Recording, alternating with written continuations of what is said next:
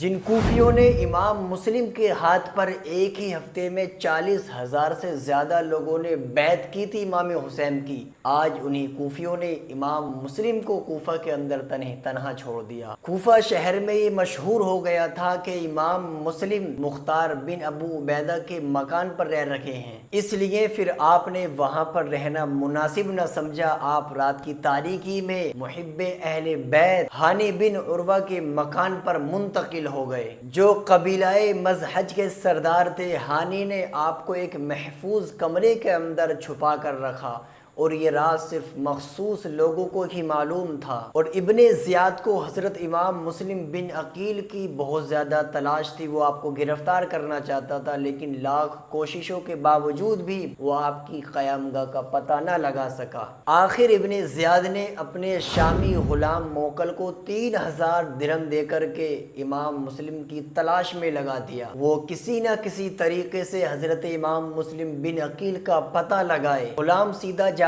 مسجد پہنچا اور اتفاق سے ایک محب اہل بیت مسلم بن او سجا اسعدی مسجد کے ایک گوشے میں بیٹھ کر نماز پڑھ رہے تھے۔ یہ دیر تک ان کے انتظار میں بیٹھا رہا۔ جب آپ نماز سے فارغ ہو گئے تو یہ غلام سیدھا ان کے پاس پہنچا اور اس نے ان سے کہا کہ میں ملک شام کا رہنے والا ہوں اور اللہ کے فضل و کرم سے میں اہل بیت سے محبت کرنے والا ہوں۔ معلوم ہوا ہے کہ ان کے خاندان سے کوئی بزرگ تشریف لائے ہیں۔ یہ 3,000 درہم میرے پاس ہیں کہ آپ ان کا پتہ بتا سکتے ہیں تاکہ میں 3,000 درہم ان کی خدمت میں نظر کر دوں۔ مسلم اسدی نے کہا کہ مسجد کے اندر تو بہت سارے لوگ ہیں، لیکن تم مجھ سے ہی کیوں پوچھ رہے ہو ان کے بارے میں؟ غلام نے کہا کہ آپ کے چہرے پر جو خیر و برکت کے آثار نظر آ رہے ہیں اس سے ظاہر ہوتا ہے کہ آپ ضرور اہل بیت رسول کے دوستوں میں سے ہیں۔ مسلم اسدی اس کے اس فریب میں آ گئے اور کہا کہ تم نے خوب پہچانا،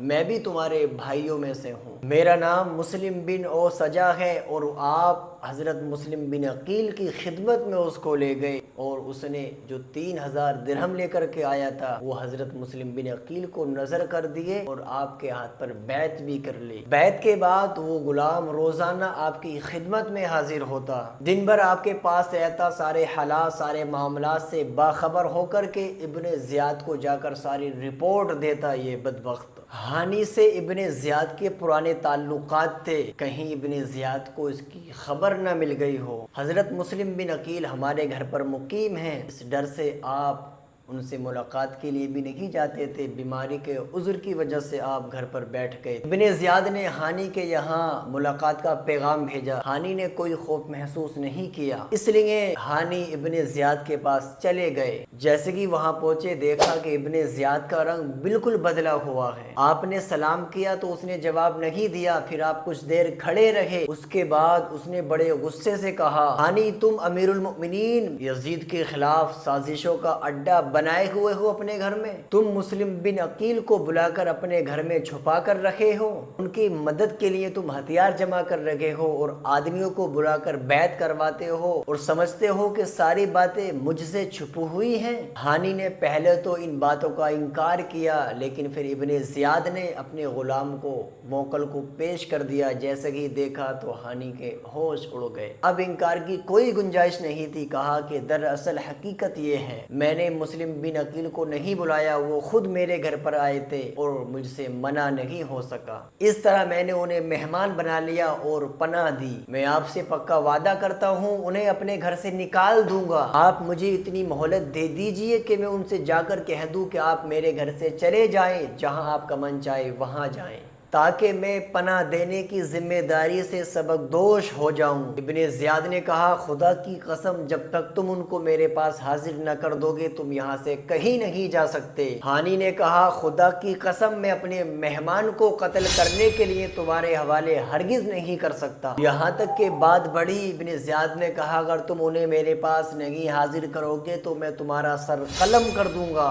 ہانی نے کہا، اگر ایسا ہوا تو تمہارے ارد گرد بھی تلواریں چمکیں گی۔ یہ سن کر ابن زیاد آگ ببولا ہو گیا تو کہا، اچھا تم مجھے دھمکی دیتے ہو؟ پھر ہانی کے سر اور منہ پر ڈنڈے مارنے شروع کر دیے، یہاں تک کہ ان کا سر اور چہرہ زخمی ہو گیا، سارا کپڑا خون میں لت پت ہو گیا۔ ایک سپاہی ہانی کے قریب تھا، انہوں نے اس کی تلوار چھیننا چاہی لیکن اس نے اپنا ہاتھ چھڑا لیا۔ ابن زیاد نے کہا اب تو اپنا خون تم نے میرے لیے حلال کر دیا۔ پھر سپاہیوں کو حکم دیا کہ اس کو کھینچ کر لے جاؤ اور ایک کمرے کے اندر بند کر دو۔ شہر میں یہ افواہ پھیل گئی کہ ہانی قتل کر دیے گئے۔ اس افواہ کے سنتے ہی عمر بن الحاج جو ہانی کے نسبتی بھائی تھے وہ کئی ہزار کا لشکر لے کر گورنر ہاؤس کو گھیر لیتے ہیں۔ عمر بن الحاج نے پکار کر کہا کہ میں عمر بن الحاج ہوں، میرے پاس قبیلہ مذہج کے ہزاروں سوار ہیں، ہم نے اطاعت سے روگردانی نہیں کی ہے، ہمارے سردار کو قتل کر دیا گیا ہے، ہم ان کا انتقام لیں گے۔ پھر انتقام کا شور بلند ہوا۔